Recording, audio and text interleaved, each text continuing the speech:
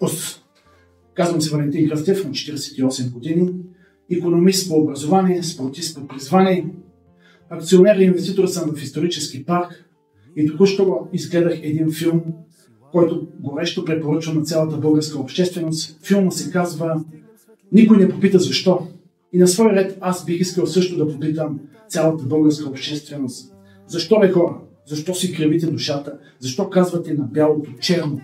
Защо не отидете да видите лично в село Неофит Рилски за какво става на въпрос? Когато преди 4 години аз и моята съпруга посетихме исторически парк и видяхме мащабността и величието на проекта, останахме, меко казано, очаровани. Веднага пожелахме да вземем дейно участие в създаването на този проект. Ние видяхме, че не само исторически парк щеше да бъде направен. Ние видяхме как самото село щеше да бъде облагородено, щеше да бъде напълно ново. Цялата община щеше да бъде изградена. След това следващата община, след това цялата област и след това цяла България. Инвестирайки в исторически парк, ние инвестирахме в една нова България. Нова България, която всички искаме един ден да имаме и която наистина заслужаваме. Не случайно господин Ивелин Михайлов казва: България трябва да стане най-доброто място за живеене в света.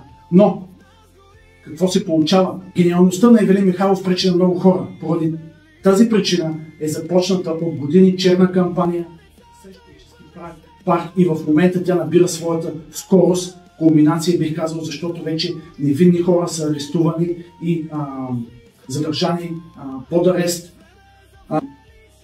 Голяма роля за това играят националните медии, които всички знаем как Бойко Борисов ги нарича. Така, нека да ви представя как исторически парк е представен от националните медии, използвайки самия себе си. Това бяло Киокушин кимоно тренира повече от 30 години карате Киокушин. Националните медии, визирам BTV, Нова телевизия, Капитал и други, биха го представили като розовата нощница на съпругата ми. Този черен колан, биха написали: това не е черен колан, това е скъсаната престилка на баба ми. Тази вице-европейска титла от преди 23 години, спечелена от мен в Унгария, те биха го представили като: каква купа, бе, хора? Абе, българи, ви не виждате ли? Това е един супник. Ето къде се слага супата, тук, купа. Този смешник, той не може да върви, камо ли да спечели вице-европейска титла. Втората купа от друго европейско първенство в Германия през 2004 година. Ма каква купа, бе, хора? Това е чаша за вино. Може да се ползва и за мляко, каквото си искате. Никаква купа. Ма какъв каратис? Какъв каратис е този? Този е пълен палячо.